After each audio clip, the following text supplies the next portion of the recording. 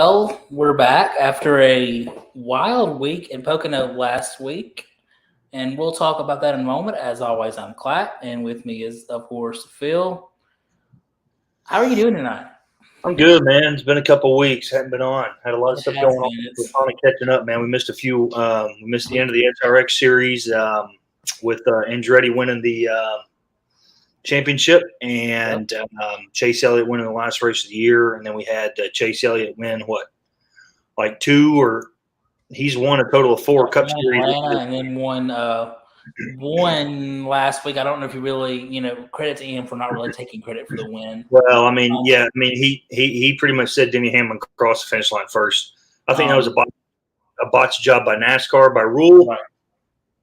They did it. Joe Gibbs admitted that they did it, but it's still you don't need to be waiting that late after the press conference and everything for you to announce that he's disqualified from the race. Well, I think I'll go one further. I think you need to do that before the race. I think you need to notice that before the race. If it's something you should have noticed before the race and you didn't, then you can't blame the driver. That's on NASCAR. Yeah, they said that they don't, because of what you have to do that. If they peel that back, it would mess up aerodynamics because it's underneath the coating of the car. That they got that layer of wrap. They said it's underneath the wrap of the car, so they pull the wrap off before the race. It's going to mess it up. So they said that's when they check it afterwards. But I agree, there's got to be some way to catch stuff like that, even with the wrap on it, because it causes problems. Or could you just put the wrap? I mean, could you put the wrap on after? Could you does inspection have to be done? Sunday morning. Can you do wrapping? Can you inspect them before the wrappings are put on before the weekend? And there's got to be a way to fix it. There's got to be. This is just unnecessary. It's unnecessary at this point to just randomly take the win away. I mean, our Twitter account, man, we called it. We called Denny Hamlin winning it, and he's good at Pocono. I mean, I'm sorry. I don't think there's any way he doesn't win the race regardless. He had a very good car. Toyota's traditionally the last few years have been very good at Pocono. Exactly. Kyle Busch success there. Denny Hamlin's had success there. So Toyota's had success at Pocono. So it's nothing new. And this was the shot for Denny Hamlin to make it, to lock himself into the championship. I still think he's locked in with 2 wins. No, I mean, I bet he will be, yeah. But, I mean, we're getting to the point now that how many we got? We got, what, 2 races left? And we got two people that still want to race? 4 races left. 4? Yeah. I think at least 4. Oh, yeah, because Pocono's the last one, isn't it? Before the last one in August. I will be at that race, and I'm very excited about that. Nice. You ought to give us a live update. I will definitely do that. It's going to be a fun one. So, going back to Pocono, Denny Hamlin or Kyle Busch dominates the race. A late race pit stop dooms him just a slight hitch on the right side, changing tires, and Ross Chastain had a perfect pit stop. Comes out first, but of course, as there is in every race, there's a late race caution. Ram Blaney crashes, brings out the late race caution, and reshuffles everything. Ross Chastain was going away with that win.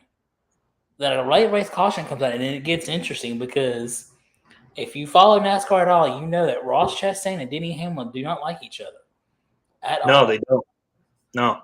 And Denny Hamlin gave him no room. Did not bump him, didn't touch him, but he gave him no room. Ross Chastain obviously ran out of track. And he ran out of racetrack. Yeah, ran out of racetrack and hits the wall, ultimately causing the caution. And this was big in multiple reasons. One, because the guy who barely avoided it and had no idea he was even in contention winds up finishing third. Yeah. Chase Elliott. Yeah. Denny holds off Kyle in a late race.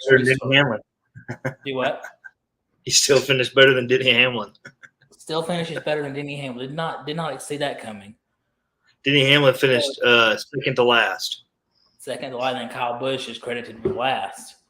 Yeah. No points penalties, though. No points penalties. I think that was NASCAR admitting there that Yeah, maybe we screwed this up a little bit. I looked at the scorecard after the race, and there was a guy who only ran 35 laps, and he finished better than Denny Hamlin.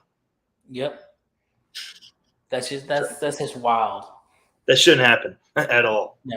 No, that's just it's unnecessary. Like Denny Hamlin finished the race. I mean, he finished the race. I mean, he won. He crossed it first. I mean, it was just a cheat. I mean, there's no way you can convince me that was a big deal. Like that gave him that much of an advantage. They're just fast at Pocono. That's all there is to it. Everyone knows that's this track. Yeah. You know, you go back to New Hampshire. You know, we Gibbs dominated that race. You didn't see a big deal after that.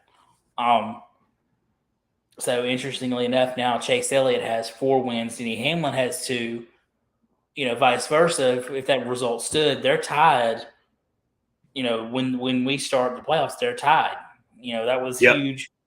Now they would be separated by about 10 points. Denny Hamlin's in that list of drivers with 2 wins. Now here's the thing. Speaking of Chase Elliott winning 4, he's got a legitimate shot at winning 5 this week. He's a road course guru. The guy's unreal at road courses. They're at Indy. Now, I don't like road courses. I think they should get rid of them. Or not rid of them, but get rid of most of what they've got. I mean, they're going to Chicago in 2023, and I'm not excited about that at all. I don't like it. They're getting too far away from – I mean, I don't mind a road course, but you don't need 5 or 6. Keep 2 or 3, you know, because you're getting away from traditional NASCAR. I think you need to keep the 2 originals and then put the Roval in is how I would recommend it. Yeah, Roval has caused more drama in the playoffs than most tracks. Yeah. You know, with Kevin Harvick last year, with Jimmy Johnson. Yeah. Keep the Roval, but you know you've got to make a change to the schedule. I do like the Chicago thing for once, but I don't like it at Indy. I don't like it at Daytona. I don't typically like making good tracks into road courses. I just don't get it. I'm not big on the city Chicago thing. If I wanted to watch that, I'd watch Formula 1. True. You know, if I'm doing a road course, I'd rather do a course that's already got it made. I don't want to have to make one. That's just kind of, you know. So, but we'll see what happens. He has a legitimate shot to win this week, and he's got a chance to win at the Roval when they go there. I mean, he's a road course guru, so he's got a chance to put up number 5 this week if he plays his cards right. Yep. Now, I don't know. We'll see. Who knows what's going to happen? But you know, if you're NASCAR, like if you go back to last week, would you have taken that win away, or would it be a situation where you're just assess some penalties, maybe some crew chief suspensions, some fines, and be done with it? I'm going to tell you this. Michael McDowell, his crew chief, was suspended for 4 races. He was fined $100,000. He's docked 100 playoff points, 100 driver points, and I believe his crew chief was even fined. And it wasn't even for a wheel coming off. It was like a loose something else. I mean, it was something else, and he got all that for that. And Denny Hamlin had a piece of tape underneath the wrap of his car, and he lost the entire race. He got it stripped. So I think NASCAR's got more to figure out other than just that. I think that was just them being NASCAR. I mean, it was a NASCAR move. I mean, you know. I agree.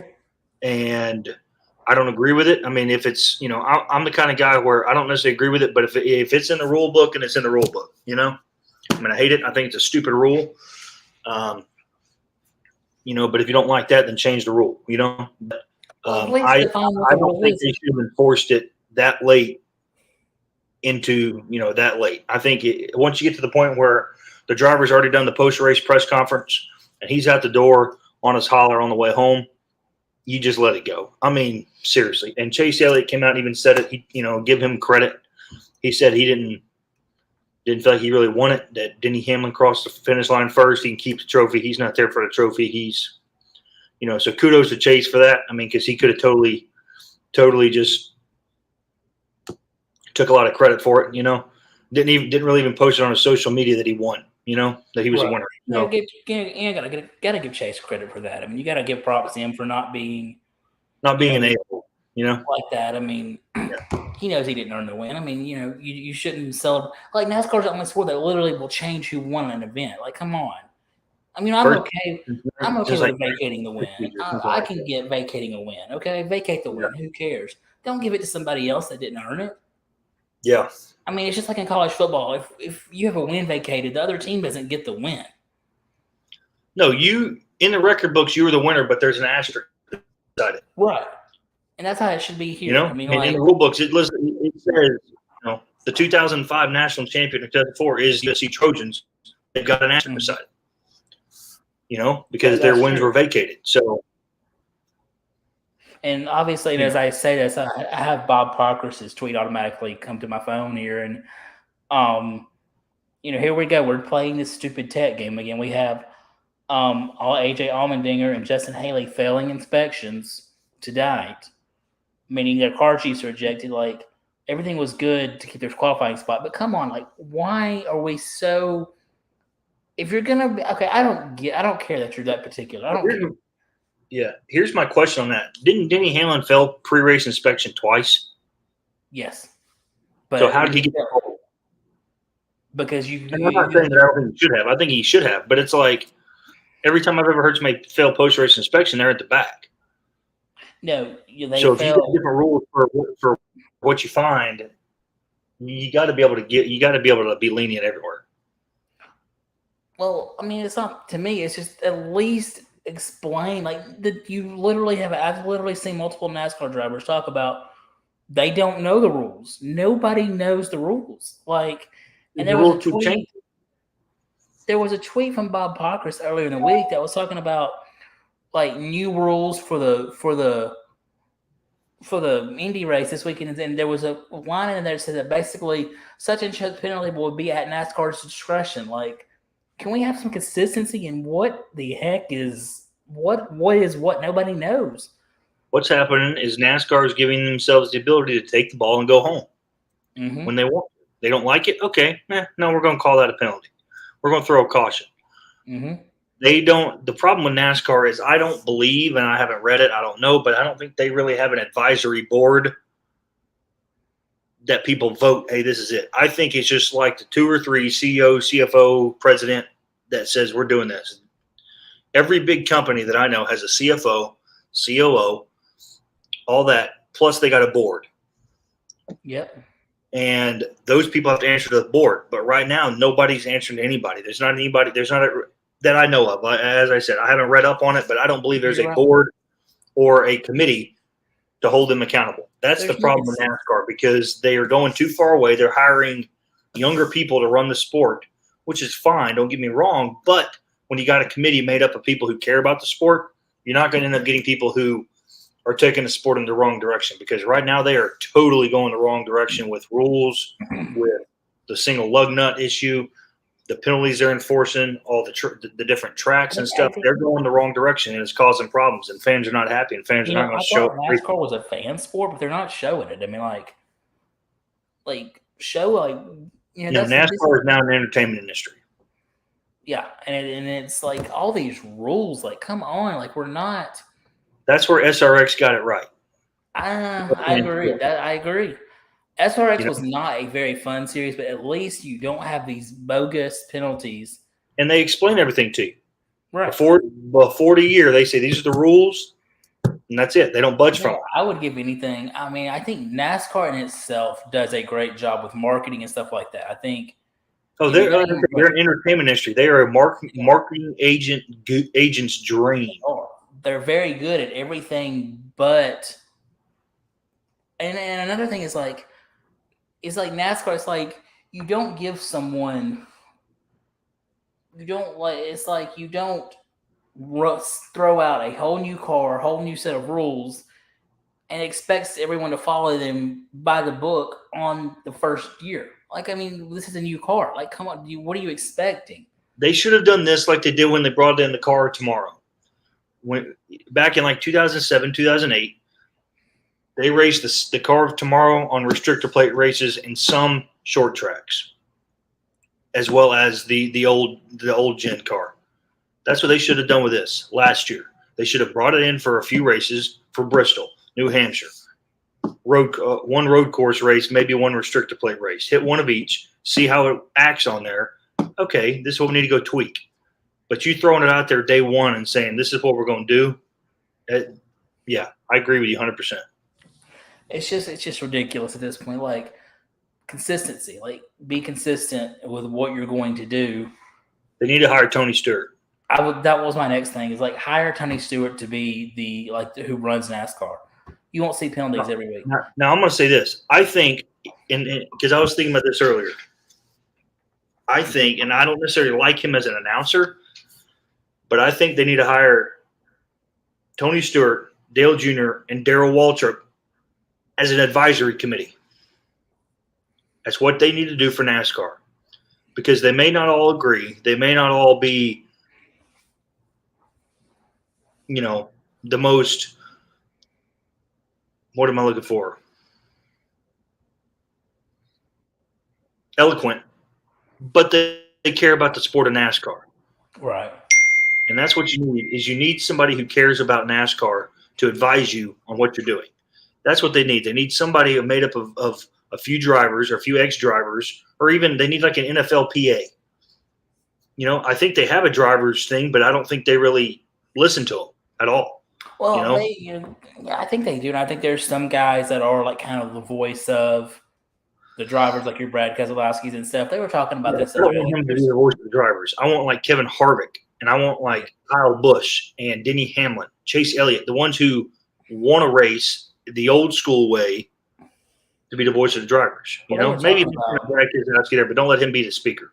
They were talking about the other day. There's like a big NASCAR group. This was, I think, on NBC or somebody.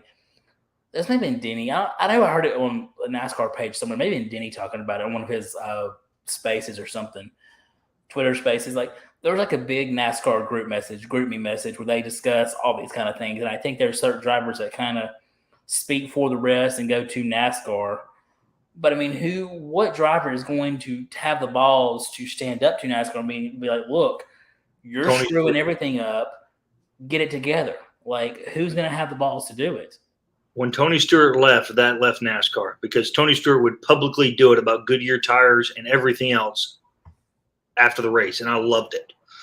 When he said that they need to turn Talladega Superspeedway into a figure eight, that was probably the best comment I've in the last 10 years, because he's so sarcastic, but he's calling them out on it. I mean, he was blunt, and I loved it, and that's what you need, and we don't have anybody right now that does that.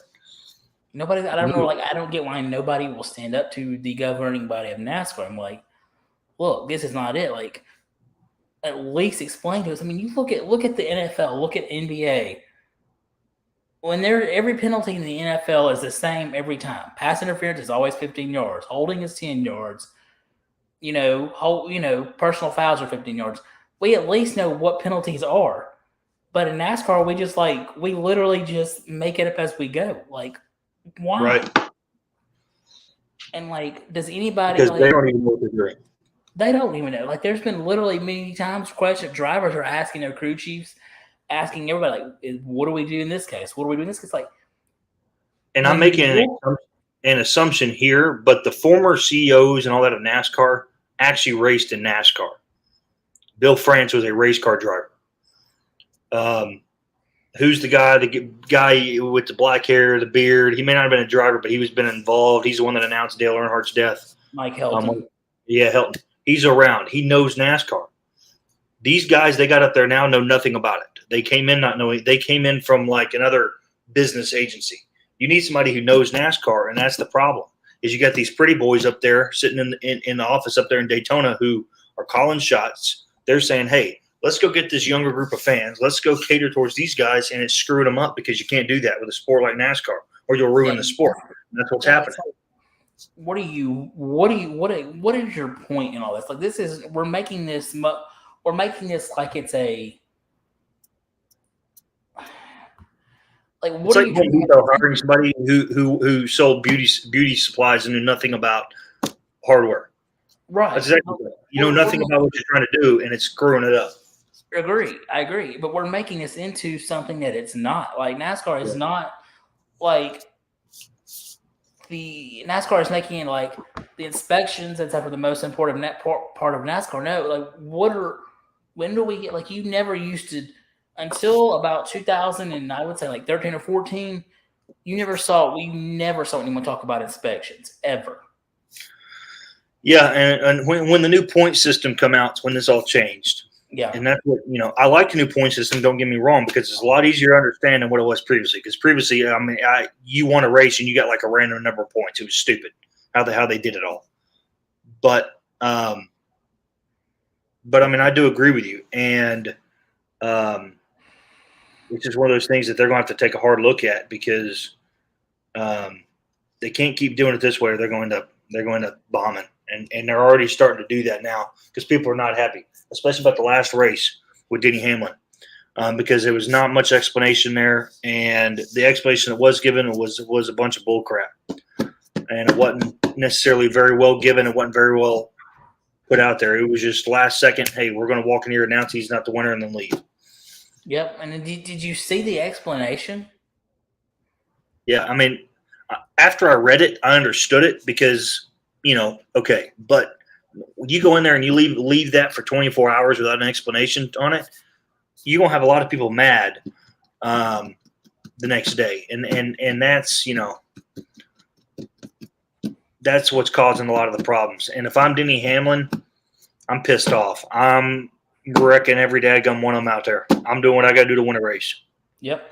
And then you better dadgum, and I'm pulling the wrap off for them. Yeah. You want to inspect it. You're inspecting it right here on pit road right after the race. You're not taking it to the holler. Yeah. If I'm Denny Hamlin, I'm not very happy right now. No, and I'm wrecking Ross Chastain all over again. I agree. I am. So moving on to a different topic here. Kyle Busch has been in the news a lot. Yes. Richard Childress Racing put out a silhouette of a race car driver. I keep hearing Austin Hill, but I also hear Kyle Busch. Now, after looking at it, I don't think it's necessarily Kyle Busch. I don't think Kyle Busch would get back to his Chevy. I think he wants to stay in a Toyota. If he goes to a Chevy, if he goes to a Chevy, I don't think it'd be at RCR. I think it'd be at Hendrick, because Hendrick's more of a reliable, consistent race team than RCR. If he goes to a Ford, he's not going to Roush. I think he would go with Stewart Haas, and he almost did, but it was Kevin Harvick. Apparently, from what I saw, he was about to sign with Stewart Haas, and then Kevin Harvick put his foot down and said, "No, I don't want him over here," because that's why, from what I understand, that's why Almirola said he's mulling coming back, because they didn't get Kyle Busch. And I saw that story today, that Kevin Harvick is the Kyle Busch of Stewart Haas. He's running it. He's running the show. He's calling the shot. So whatever he says there, it carries weight. So I think he's either going to stay at Joe Gibbs Racing, which right now it's going to be tough. He's going to have to get a pretty good sponsor, or he's going to go to 2311, like you were saying. Now, if he goes to 2311, do they try to keep the 18, or do they take the 18 over there with him, or do they just give him a whole new number and wipe it clean? I think they just wipe it clean, give him a new number, give him a sponsor. I think you get a new. It's the same thing with Kurt with these injuries, though. Kurt may step aside now, especially, and it may be one last gift before retirement to the little brother. Yeah. What number does he go? If he goes to 2311, what number does Kyle Busch drive? 30. What was Jordan's number when he played at the Barons? 23. It's always been 23 as far as I know. No, he was another number. I'm going to look that up. I thought I had that.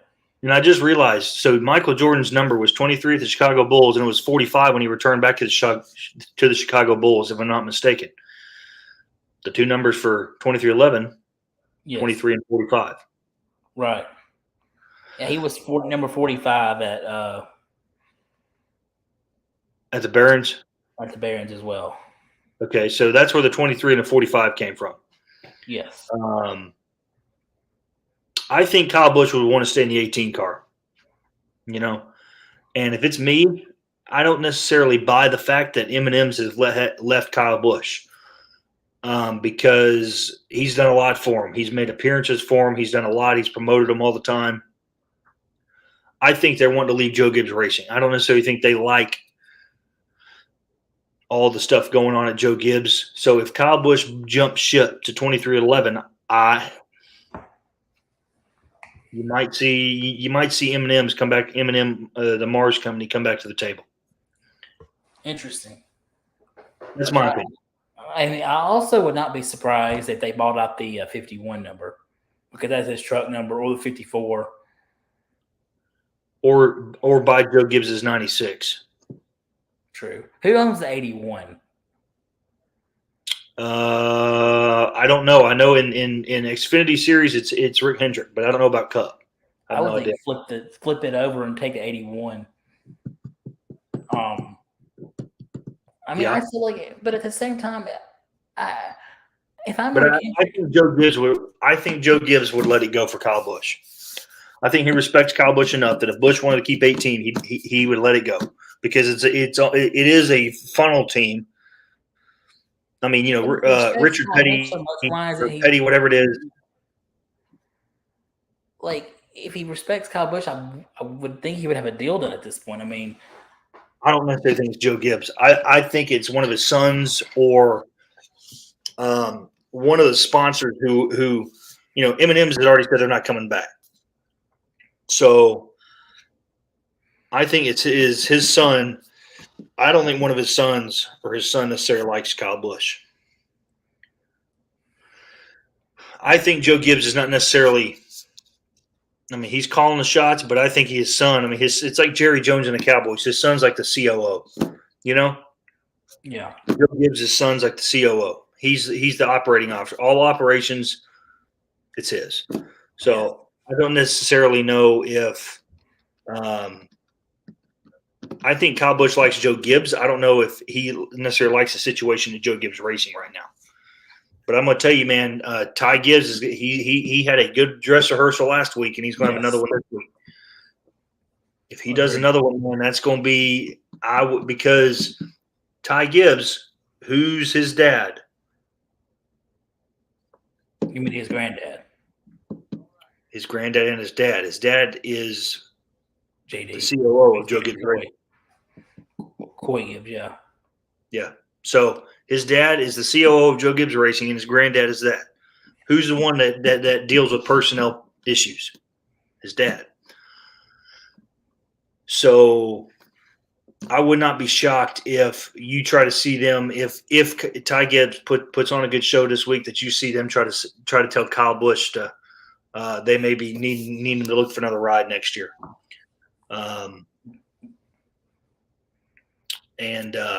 But I could see him going to 23-11, or I see him going back to the Xfinity Series full time. I don't think I think he wants to be in Cup. No, I know he wants to be in Cup, but if it doesn't come, and he may have to wait for the right moment. But he could have that 54 car all to himself, and he would just wreck it. But I do agree with you. I think he's going up at 23-11 because his only other shot was Stuart Haas, and they didn't want. And Kevin Harvick, from what I saw, kind of made that call. So I think ultimately it's not – Tony Stewart is not going to let someone boss him around, and ultimately Tony Stewart will be like, prove – Tony Stewart respects Kevin Harvick. He does, but here's my thing. Kyle Busch has 5 years left. Kevin Harvick has 1, maybe 2 years left of racing. Yeah. You're not going to let a guy who's a lot more. Kyle Busch is going to go somebody pulls him out of that seat. Kyle Busch has the stamina of Dale Earnhardt. He ain't gonna leave. He definitely ain't gonna let somebody take him out of the seat. Kyle Busch is gonna be done when he wants to be done. I just can't shake the. I wouldn't say it's a hope, but I just can't shake the thought of the fact he may come full circle back to Hendrick. Yeah. Like, I just don't see, if you're Rick Hendrick. If you're Rick Hendrick, I'm telling Alex Bowman this is his last year, and I'm filling the 48 car with Kyle Busch. That's exactly what I'm doing. That's the ultimate. That's how it should be. Is the 48. I keep Kyle Larson because Larson won me a championship. I'm going to keep him for 1 more year at least. But Bowman hadn't won me anything. He's won races, but what's he done? Nothing. Then Bowman's going to find another ride. Yeah, I mean, he's out of the moment. He'll go to Richard Childress and he'll end up driving the 8 car or something like that. You know, I mean, he'll get him a ride. There's also a team we're not thinking about is if they decide to make a 4th car is Penske. Does Penske have the money and does Penske go? You've got Cindric. Cindric in his first year, you can't make an assertion of 1 year. But let's say, do you try to ship Ryan Blaney off to Stuart Haas or what? The problem again with Kyle Busch is this: he is tied to Toyota. That's the problem. So my first question is: does the ties to Toyota mean anything? And let's say this gets down to the 0 hour, the 23rd hour, does Toyota jump in and throw big mega bucks at somebody to keep Kyle Busch? Here's the question. Who likes who more? Does Toyota like Kyle Busch more, or does Kyle Busch want Toyota more? That's the question. If I'm Kyle Busch, I don't give a crap. I'm like, no, I don't either. Because when it comes that 23rd hour, you're going to find out who wants who more. I don't think Toyota would approach anybody to another team to say, hey, we want you to go to Toyota. I think Toyota would go to Mars or somebody like that and say, we will offer you bukus of money to sponsor this car, and then go to Joe Gibbs and say, we got a whole package, sign them.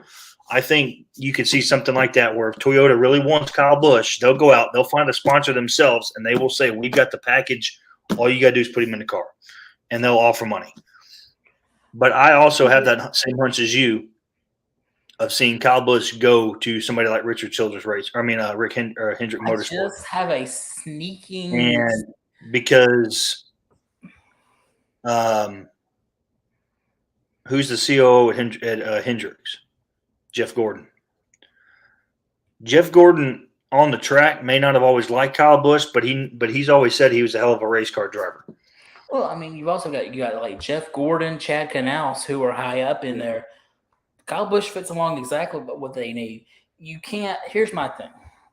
But can Hendrick Motorsports handle Chase Elliott, William Byron, Kyle Larson, and Kyle Busch, all those egos in one spot? Chase Elliott. Can they manage that? Here's my thing. Hendrick basically let Kyle Busch go because of the attitude. I get it. Okay, he used to have an attitude. He's mellowed a lot. Here's my question, and I have no disrespect to Kyle Larson. He's a great racer. But, nobody else, after the racial slur, nobody else reached out to Kyle Larson but Hendrick. I feel like if you can bring on Kyle Larson after that, you can definitely bring on Kyle Busch. I have nothing against Larson. He learned from his mistake. But you can bring on Kyle Larson, you can forget Kyle Busch's temper and bring him on. Put him in the 48. Bring back that iconic 48. Yeah. But here's my other thought. Not just Hendrick Motorsports. If Kyle Busch, and it comes the 23rd hour, Kyle Busch is still sitting there. If I'm Justin Marks, I'm telling Ross Chastain he's got to find another ride. And I'm putting Kyle Busch in the one car.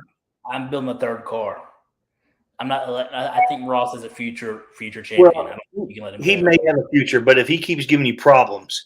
But yeah, otherwise you go out and you buy another car and you say Kyle Busch is our guy. He's the face of Trackhouse. And you let him take the reins and go. I think the way Ross goes if he continues to be a liability. But I would not rule Trackhouse out of that. Is there a team? There's not a team in their right mind who would not hire Kyle Busch. Every team is wanting Kyle Busch. The problem is, who does Kyle Busch want to go with? Where does his loyalties lie? With Joe Gibbs and Toyota, or does his loyalties lie with Kyle Busch? I don't think Kyle Busch and Joe Gibbs have a good relationship right now. I don't, because I think he's put on a good face, but I think he thinks they should have signed him a lot earlier. And I think it's both. Kyle knows his limit. Last week when Joe Gibbs didn't fight for that appeal, I think that pissed him off. I agree. And even the same with that's the thing is if I'm Hamlin, if I'm Busch, I'm pissed. Well, your revenge is easy. You just Denny be like, and we all know how good Denny is at the ownership side. I mean, he just randomly out of nowhere brought Tyler Reddick over.